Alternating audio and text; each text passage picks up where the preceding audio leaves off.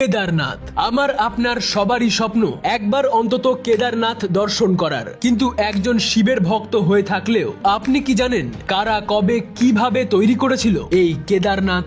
বলছি, কুরুক্ষেত্রের যুদ্ধের পর পাণ্ডবরা জ্ঞাতি হত্যার পাপ থেকে মুক্ত হতে তীর্থযাত্রা করেন। কাশীতে ভগবান শিবের দর্শন করতে গিয়ে তারা জানতে পারেন শিব তাঁদের দর্শন না দেওয়ার জন্য হিমালয়ে পাহাড়ের কোলে আত্মগোপন করেছেন। সেখানে মহাদেব এক ষাঁড়ের ছদ্মবেশে লুকিয়েছিলেন। শিবকে খুঁজতে খুঁজতে পাণ্ডবরা গৌরীকুণ্ডের কাছে সেই ষাঁড়টিকে দেখতে পায়। ভীম ষাঁড়টিকে ধরে ফেলেন, কিন্তু ষাঁড়টি ধীরে ধীরে মাটিতে অদৃশ্য হতে থাকে। এরপর ভীম সেই ষাঁড়টির দিকে গদা নিক্ষেপ করলে ষাঁড়টির দেহ বিভিন্ন খণ্ডে খণ্ডিত হয়। তার মুখটি রুদ্রনাথে, নাভি মধ্যমেশ্বরে, চুল কল্পেশ্বরে জেগে ওঠে এবং ষাঁড়ের পিঠের কুঁচটি রয়ে যায় এই কেদারনাথে। তাই কেদারনাথে ষাঁড়ের পিঠের কুঁজের আকৃতির জ্যোতির্লিঙ্গের আরাধনা করা হয়। এরপর পাণ্ডবরা এখানে কেদারনাথ মন্দির তৈরি করেন। এরপর অষ্টম শতাব্দীতে ঋষি আদি শঙ্করাচার্য পুনর্নির্মাণ করেন এই কেদারনাথ মন্দির।